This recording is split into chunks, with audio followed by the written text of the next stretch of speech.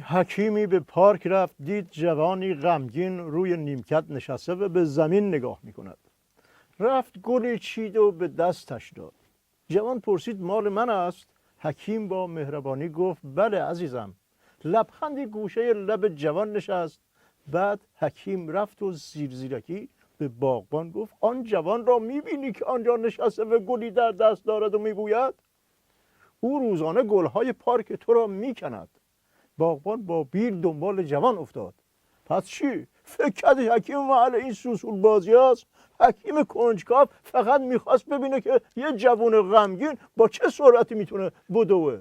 ناکس همه فهمیدن که تو داری عزباره بگی که بهش یه در باغ سبز FATF نشون دادن که درش آب افتاد، فکر کرد تحریما شغل میشه، حالا با بیل افتادن دنبال بود. خودمون باید با دست خودمون سلیمانی و سلامی و جعفری و یه گونی اینا رو بکنیم تو لیست.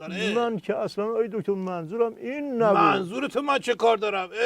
همیشه همه چیزش به عضوان میخوره، بعد تو میگی منظورم این نبود. شما کاری میکنید که دیگه حکمت پندآموز نگم. اگه بتونم به اینجا برسم همچین کاری بکنم که خیلی عالی میشه. و دلی دردمند از بابت عدم استقبال از حکمت پندآموزم میرم سر سوال اول. آی دکتر بحث FATF مثل تحریم‌های ثانویه خیلی تو این برنامه اومده و رفته. خواهش میکنم که توضیحات فنی و کلاس بالا رو بذارین کنار، پوست کنده و بسیج فهم، یه طوری که این سلامی و نقدی و جعفری و اینا هم بفهمن بگین الان بالاخره چه کارمون میکنن.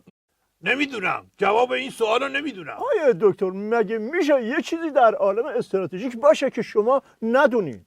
آره راست میگی همچین چیزی امکان نداره. میدونم ولی انقدر زایه که نمیدونم گفتم برام راحت تره تا بخوام از اون فجایع پرده برداری کنم. مرحوم ابوی همیشه میفرمودن بزن بهادر. عرض میکردم بله، میفرمودن که مرسی هیکله رفت و مسابقه 20 سوالی شرکت کرد، جواب بهش رسوندن. گفت حیوونه؟ گفتم بله. طرف گفت من میتونم بگیرمش؟ گفتن آره. مرسی هیکله گفت یوز پلنگ نیست؟ گفتن نه. گفت عقابه؟ گفتن نه. گفت شیره؟ گفتن نه. یه راهنمایی میکنیم، میتونی با یه دست بلندش کنی. گفت با یه دست؟ گفتن آره. گفت فیله؟ گفتن نه. گفت کرگدنه؟ گفتن نه. گفت نهنگ نیست؟ گفتن نه. سوالات تموم شد، باختی. جواب قورباغه بود. مرسی هیکله گفت از اولش میدونستم ولی آرم اومد بگم. روشن شد یا رو دست بلندت کنم بندازمت اون طرف استودیو. آیه دکتر یه نشستی بود تو اتاق بازرگانی تهران برای کاهش درجه ناامیدی نسبت به وضعیت اقتصادی. چرا ظریف که وزیر خارجه است رفت، چرا وزیر اقتصاد نرفت؟ ظریف مشنگ خواسته بگه که کلید این قفل تو خارجه، تو اقتصاد بله نیست. بله اتفاقا سوالم در مورد همین بود که گفت اروپا تضمین کرده که بتونیم نفت بفروشیم. چقدر میتونیم دلمون رو به این تضمین اروپا خوش کنیم؟ به اندازه باقی حرفای این ظریف مشنگ. عاشق چش ابروی عضوان یا اون لبخندای مکش برگمای ظریف که تضمین بکنن. مرحوم ابوی همیشه میفهمودن بزن بهادر. عرض میکردم بله، میفهمودن که پسر مشنگ به باباش گفت خواب دیدم برام یه آیفون 10 خریدی، اونم دلش خوش بود. به نظر تعبیرش چیه؟ بابا گفت یه هفته بیشتر به جشن تولدت نمونده پسرم، باید صبر کنی.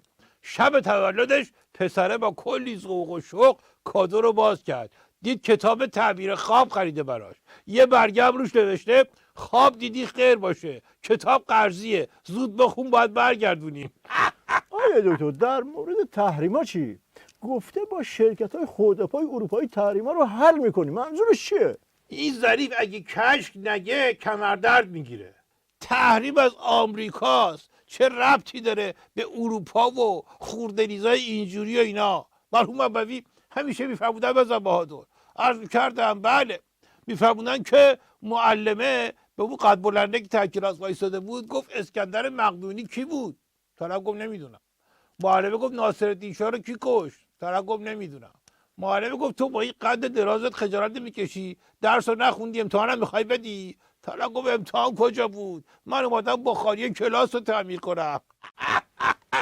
روشن شد. یا بخوام بگی چیزی بگم که بفهمی به آدمی که ربطی بهش نداره حرفو نمیدم. آیه دکتر موضوع تصمیم گیری اوپک رو نفهمیدیم چطور شد. همون 1 میلیون بشکه رو که میخواستیم اضافه نکنن اضافه کردن، ولی یه طوری گزارش کردیم که انگار تو پوزمون نخورد یه چیزی هم گیرمون اومده. آره دیگه توفم کف دستمون نذاشتن، ولی این زنگنه مشنگتر از ظریف همچی حرف میزنه که انگار یه قدم از 100% خواستهامون کمتر آوردیم. بر اون مبدی همیشه میفهمودن بزن بهادر. عرض میکردم بله، میفهمودن که بابای پسر مشنگش پرسید امتحان ریاضی چطور شد. پسره گفتش که یکی از جوابام غلط بود، نتونستم جوابو در بیارم. بابای گفت چند تا سوال؟ پسره گفت 10 تا. بابای خوشحال گفت ای والا عالیه، یعنی بقیه رو درست حل کردی؟ پسره گفت نه دیگه، اصلا وقت نشد به بقیه نگاه کنم. روشن شد یا تو رو بفرستم بری یه خورده سوال نگاه کنی؟ نه آیه دکتر، به جای سوال آخر گلایه آخر داریم. کجایید آی دکتر شما؟ اوضاع خیلی خطری شده. همه امروز که داشتم می اومدم خدمت شما به خاطر یه تصادف کوچیک رفتم کلانتری، دیدم 3 نفر آوردن به جرم کتک زدن یه آخوند. به اولی گفتم چرا زدیش؟ گفت فضولی کرد تو کارم، نهی از منکر اضافه کرد، فوش داد، منم زدمش. به دومی گفتم تو چرا زدیش؟ گفت من دیدم رفیقم درگیر شده غیرتم اجازه نداد ساکت بشینم. به سومی گفتم تو چرا زدیش؟ گفت من دیدم این 2 نفر دارن آخونده رو میزنن، فکر کردم نظام سرنگون شده. این اگه خطای استراتژیکی نیست پس چیه؟ اگه تقصیر شما نیست پس تقصیر کیه دکتر؟ بیشی بابا، تو هم تازه یه تیکه دیدی حالا چه ذوق کردی. ذوق داشتم از این بدبختی‌ها داری، حالا ما به تو نمیگیم که قش نکنی ضعف نکنی. آخه چرا آیه دکتر؟ مگه چی شده؟ مگه اوضاع عوض شده که این خبر رو پیش میاد؟